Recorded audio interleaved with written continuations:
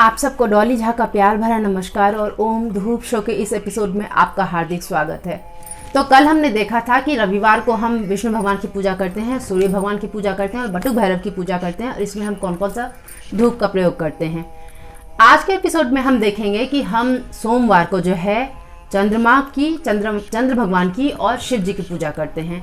तो चंद्र भगवान का पूजा जो है वैसे तो बहुत सारा अमावस्या को होता है। सोमवती अमावस्या हो गया, मौनी अमावस्या हो गया, शिवरात्रि इनफैक्ट भी अमावस्या को होता है। तो बहुत सारा ऐसा अमावस्या है जिसकी हम पूजा करते हैं उस दिन, या फिर पूर्णिमा जैसे शरद पूर्णिमा हो गया जो कि बहुत फेमस एक पूर्णिमा का पूजा होता है। गणेश चतुर्थी जिस दिन पूजा करते हैं उस दिन मिथिला में खास पूजा होता है चौरचन के नाम से, जिस दिन हम लोग चांद की पूजा करते हैं। उस दिन ऑफ कोर्स चांद को देखना जो है, बाकी लोग कहते हैं उस दिन चांद को नहीं देखना चाहिए, उस दिन के लिए चांद शापित होते हैं। लेकिन उस दिन हम खीर और खीरा लेकर जो है चंद्र भगवान की पूजा करते हैं। और जिस तरह से सूर्य भगवान का छठ पूजा एक बहुत बड़ा पूजा होता है, उसी तरह से मिथिला में चौरचन जो है वो एक चंद्र भगवान का बहुत बड़ा पूजा होता है। शरद पूर्णिमा के बारे में हम सबको पता है कि वो बहुत बड़ा एक पूर्णिमा का पूजा होता है। ऐसे भी और भी पूर्णिमा के दिन जो पूजा होता है चंद्र भगवान का, तो उसके लिए अगर आप किसी धूप का प्रयोग करना चाहते हैं तो उसमें यूजली हम जैसे जो सफ़ेद फूलों का खुशबू होता है या फिर किसी भी तरह का फूलों का खुशबू हुआ, बहुत हल्का सा बिल्कुल जिसको एक टांगी खुशबू कहेंगे, यानी कि खट्टे प्रकार का जिसको खुशबू कहेंगे, उसका प्रयोग कर सकते हैं। तो जो फूलों का खुशबू हुआ उसमें जैसे बेला आ गया, बिल्कुल सफ़ेद फूल होता है बेला का, जिसको हम मोगरा या जैस्मिन के नाम से भी जानते हैं। जैसा कि हमारे पास है इस्कॉन का ये मोगरा, इसको भी प्रयोग कर सकते हैं। और जो खट्टे खुशबू की हम बात कर रहे थे उसमें जैसे ये टैंजरीन करके एक आता है प्योर डे का, इसका प्रयोग कर सकते हैं। या फिर लेमन ग्रास का खुशबू होता है उसका प्रयोग कर सकते हैं। तो कोई भी ऐसा खुशबू जो थोड़ा सा मीठा सा, थोड़ा सा हल्का सा मिठास लिए वैसा होता है, फूलों का खुशबू होता है। और इनफैक्ट मस्क जो है वो मस्क यानी कि कस्तूरी के जितने भी वेरिएंट्स हो सकते हैं, कस्तूरी चंदन हुआ या फिर केवल कस्तूरी होता है, केसर कस्तूरी होता है। तो इस तरह का जो भी कस्तूरी से रिलेटेड होता है उसका प्रयोग हम कर सकते हैं चंद्र भगवान की पूजा में। जब हम चंद्रमा की पूजा करते हैं तो उससे हमारा दिमाग शांत होता है, बिल्कुल काम डाउन होता है। तो हमें ऐसे खुशबू की ज़रूरत होती है जो हमें काम करे।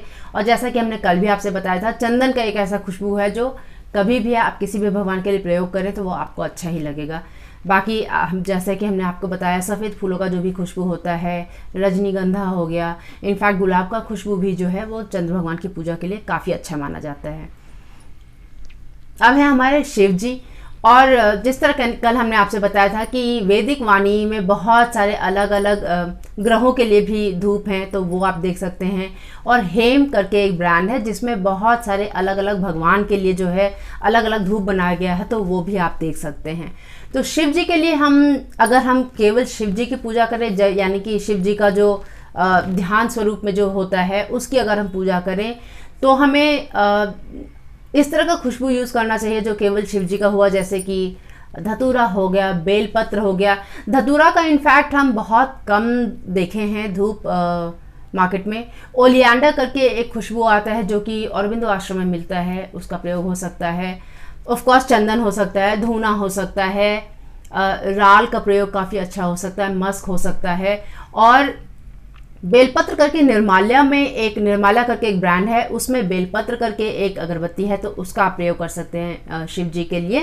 केवड़ा, खस, सरर, मिट्टी, सीडार, विभूति, इन सब का प्रयोग हो सकता है। सीडार का खुशबू आपको बहुत सारा मिल जाएगा। सीडार यानी कि देवदार का होता है और देवदार की लकड़ी अपने यहाँ बहुत ज़्यादा प्रयोग होता भी है।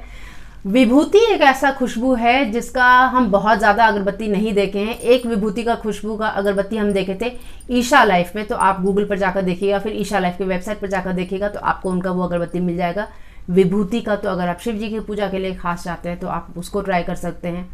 अब जब हम शिव और पार्वती जी की पूजा करते हैं या फिर शिव परिवार की पूजा करते हैं, तो उससे हमारा अपना परिवार का जो वातावरण है वो काफ़ी अच्छा माना जाता है। और इनफैक्ट शिव जी एक ऐसे भगवान है जिनको आप एकल स्वरूप में भी पूजा करते हैं, जो योगियों के योगी जिनको कहा जाता है, जो सबसे बड़े योगी माने गए हैं, वो भी शिव हैं। और शिव ही एक ऐसे भगवान हैं जो अपने संपूर्ण परिवार के साथ दिखाए जाते हैं। बीवी है, बच्चे हैं, 2 बेटे हैं, बेटियां हैं, अनेक मानस पुत्र पुत्री हैं, स्टाफ है, उनके कैलाश में अनेक तरह के जिनको हम पेट्स कह सकते हैं वो है, या वो कार्तिक के मयूर हैं, गणेश जी के मूषक हैं, नंदी बाबा हैं, या फिर माता के जो हैं वो बाघ हैं, वासुकी हैं, बहुत कुछ है जिनको हम देखते हैं। तो जब हम शिव भगवान के पूरे परिवार की पूजा करते हैं तो वो हमारा अपना पारिवारिक जो जीवन है उसको सही करने में मदद करता है, उस एनर्जी को जो है वो बूस्ट करता है। तो जब हम महादेव का उनके युगल स्वरूप में पार्वती जी के साथ पूजा करते हैं या फिर उनके परिवार के साथ पूजा करते हैं, तो भी हम इस तरह के खुशबू का प्रयोग कर सकते हैं जो कि हमारे एक पारिवारिक वातावरण को अच्छा करता है। जैसे गुलाब हो गया, बेला हो गया, जो भी फूलों का खुशबू होता है उसको बहुत अच्छा मानते हैं। और जैसा हमने कल भी बताया था कि गूगल जो है वो बहुत रक्षात्मक धूप होता है, तो गूगल का प्रयोग कर सकते हैं। जब हम खास केवल शिव और पार्वती की पूजा करते हैं तो हमारा अपना जो शादीशुदा ज़िंदगी है वो काफ़ी अच्छा होता है, वैवाहिक जीवन जो है हमारा उसका इम्प्रूवमेंट होता है। उसके लिए फिर हम मस्क का यूज़ कर सकते हैं। मस्क जो है वो कहते हैं लिबिडो बढ़ाता है। और पालो सांतो एक ऐसा खुशबू है जो आप स्पेसिफिकली 2 चीज़ों के लिए बहुत अच्छा होता है। अगर आपके मन में किसी तरह का कोई ऐसा दुख है जो नहीं निकल पा रहा है, किसी का डेथ हो गया हो, डिवोर्स हो, किसी भी तरह का आपका सेपरेशन हो अगर किसी के साथ, और आपका अलगाव हो, वियोग हो अगर किसी से, और उसका जो दुख होता है वो जो नहीं निकल पाता, वो पालो सांतो बहुत अच्छा निकालता है। और दूसरा एक होता है कि अगर पति पत्नी के बीच में किसी भी तरह का मनमुटाव होता है, उनका आपसी संबंध अच्छा नहीं है, या एक दूसरे को लेकर मन में कुछ दुख है, तो उसके लिए भी पालो सांतो बहुत अच्छा होता है। तो जब आप किसी भी भगवान के युगल रूप की पूजा करते हैं, चाहे आप राधा कृष्ण की करते हैं या विष्णु लक्ष्मी की करते हैं या फिर आप शिव पार्वती की करते हैं, तो उन सब में इस धूप का प्रयोग बहुत अच्छा होता है। और गुलाब ऑफ कोर्स ऐसा धूप है जिसका, गुलाब और मोगरा ऐसा खुशबू है जो जब भी आप युगल भगवान की पूजा करते हैं उसके लिए बहुत अच्छा माना जाता है। मिट्टी का खुशबू एक्चुअली आपको बहुत सारा मिल जाएगा, या पेट्रिका करके इंग्लिश में कहते हैं वो मिल जाएगा, गीली मिट्टी करके आपको खुशबू मिल जाएगा। तो वो जो खुशबू है वो जब आप शिव जी के समाधिस्थ रूप की पूजा करते हैं उसके लिए भी बहुत अच्छा होता है। तो ये कुछ ऐसा धूपों का प्रयोग था जो हम चंद्रमा के लिए, शिव जी के लिए, शिव युगल के लिए यानी शिव पार्वती जी के लिए और शिव के पूरे परिवार के लिए करते हैं। शिव पार्वती जी का पूजा अभी हाल में गया था जिसको तीज कहते हैं। उस दिन खासकर जो स्त्रियां हैं वो पार्वती जी से पूजा करते हैं अपने वैवाहिक जीवन के लिए, तो उन सब के टाइम में ये धूप बहुत अच्छा होता है।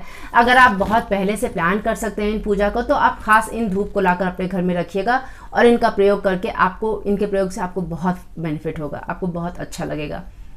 तो ये था हमारा आज का एपिसोड। आज हमने जाना कि शिव जी और चंद्रमा के लिए हम कौन कौन सा धूप का प्रयोग कर सकते हैं। ऑफ कोर्स जैसा कि हमने आपसे पहले भी कहा था, आप किसी भी भगवान के लिए किसी भी धूप का यूज़ कर सकते हैं, लेकिन अगर आप स्पेसिफिकली चाहते हैं कि कौन से भगवान के लिए कौन सा धूप प्रयोग करना है तो आप ये सीरीज़ देखते रहिए। कल हम देखेंगे कि मंगलवार को हम कौन से भगवान की पूजा किस धूप से कर सकते हैं। तो उम्मीद है कि आज के इस एपिसोड में आपने बहुत कुछ सीखा। अगर आपको ऐसा लगता है कि किसी और को भी कुछ सीखने को मिल सकता है तो ये आप उनके साथ शेयर कीजिए। अब जब तक हम अगली बार मिलें तब तक अपना और अपने प्रियजन का खास ख्याल रखिए। नमस्ते।